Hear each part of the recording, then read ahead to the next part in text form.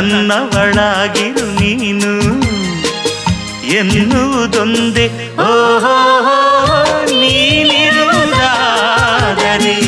ಸ್ವರ್ಗವು ಈಗಲೇ ನಾನು ನಿನ್ನ ಜೋಡಿಯಾಗಿ ಎಂದು ಬಾಳುವೆ ಬಾಳುವೆ ಬಾಳುವೆ ಎಂದೆಂದು ಎಂದೆಂದು ನಿನ್ನನ್ನು ಮರೆತು ಬದುಕಿರಲಾರೆ.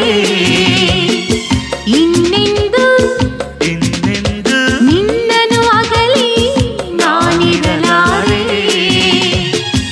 ಒಂದು ಕ್ಷಣ